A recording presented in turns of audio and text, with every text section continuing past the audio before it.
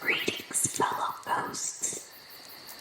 Tonight, we have a new story to add to our ASMR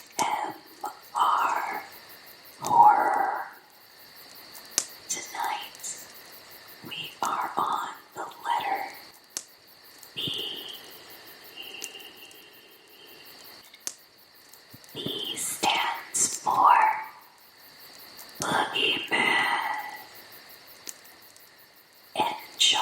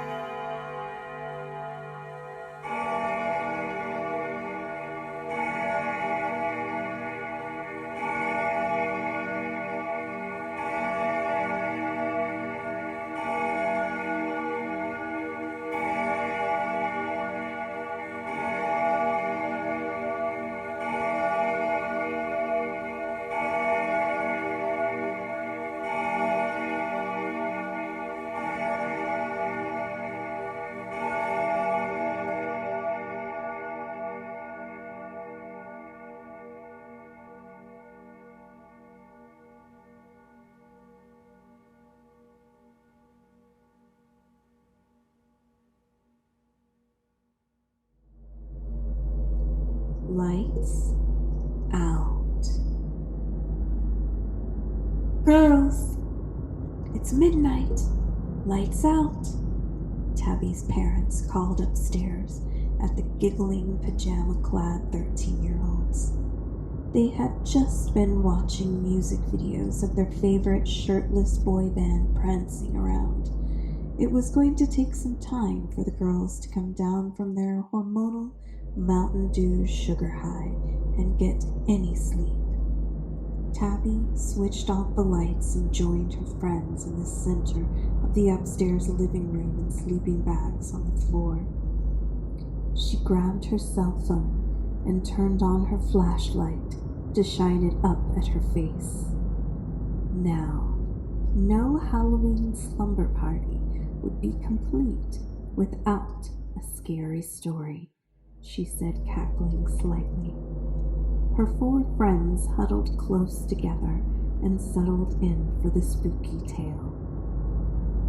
Once, there was a man named John Smythe, she began. A collective groan came from the girls. We hear this every year. Everyone in town knows this story. It's just a stupid urban legend, her friend Sam complained. But have any of you actually seen him? Tabby asked her friends. Looking a little scared, the girls looked at each other and slowly shook their heads. Everyone knows the tale of the jilted John Smythe, whose fiancée left him at the altar after he lost his medical practice due to one patient's unfortunate and quite accidental death. Well, she left him for a prominent lawyer who had more money than poor John, Tabby resumed. The girls listened further. Well, John went insane and butchered them both with a hacksaw and a bone cutter on their wedding night, which was, incidentally, Halloween night, before he disappeared.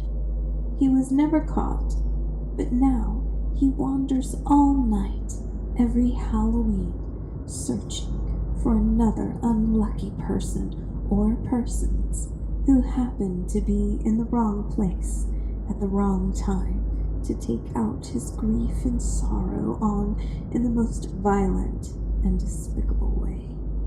Tabby paused for dramatic flair. So, Maggie touted back. So what? Tabby asked. So, we have heard this 1,000 times. You said something about actually seeing him, Taylor told her. Yeah, tell us the good stuff, Mackenzie joined in. You want to hear what happened last Halloween? Tabby asked. Yeah, all 4 girls said at once. Well, it was our last trick-or-treating. We all left each other to walk home our separate ways. As you know, my way takes a little bit longer. We live so far out, there are no street lights. I took my usual shortcut through the woods. I decided to jog a little to get there faster. I was wearing a corpse bride costume, remember? I tripped over a fallen branch and spilled my candy. I quickly located every piece of candy as I started getting an eerie feeling down the back of my neck.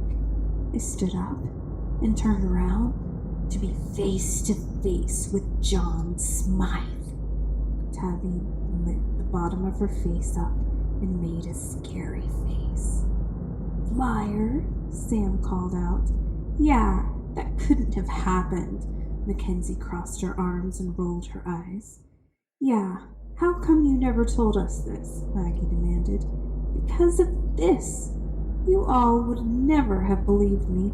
Plus, I thought it would make a great scary story for tonight, since we aren't trick-or-treating anymore. Tabby smiled. Okay, so what happened? Taylor asked sarcastically. Well, he was wearing exactly what the stories say. A bloody red and black flannel, dark pants that are ripped down the side, and he was holding a hacksaw in one hand, bone cutter in the other. His face is all cut up, like scratches from his victims in defense. His hair is missing in some parts, just complete clumps. I just froze, not knowing what to do. I had a vision of my death being reported on the news. Local girl gets torn to pieces by legendary madman. I envisioned my funeral, you all crying, my parents a mess, scholarship funds being set up in my memory, all the tragic death stuff. Tabby became sullen. Well, obviously you didn't die, Sam told her. Yeah, if you met this dude, how come you lived to tell the tale? Maggie questioned. Well, I looked up at him trembling. He just looked down at me and studied me for a moment. He has this wild, wide-eyed look, like he is always in the world of insanity. But for a moment, I saw a little glint of something there, like a lapse of sanity, just for a moment, though. He raised his hacksaw, and it came crashing down to his side. You're too young, he said plainly, and walked past me. I have never run home faster in my life. I went in and frantically told my parents what had happened. They, of course, didn't believe me. They told me not to tell anyone, as they did not want me to be known as the crazy girl who sees things. So I listened to them. I mean, you guys don't even believe me now, Tabby sighed. Lightning flashed in the room and a loud clap of thunder immediately followed. A powerful storm was coming through. Yeah, it's a great story, Mackenzie laughed and the girls joined in. Just then, Muffled screams could be heard from downstairs, and the girls jumped. "What's going on?" Sam asked Tabby. "I don't know." More commotions and screams could be heard. Tabby got up and motioned the girls into her bedroom just off the upstairs living room. She locked her bedroom door and quickly punched 911 on her phone. "Hello? I think something is wrong. My parents are screaming downstairs. My address is 819 Stinson Street. Please hurry." She breathed into the phone as another flash of lightning illuminated the room, and she saw the outline of a tall figure holding up a hacksaw standing behind her friends. She dropped her phone in utter shock. Original scenario in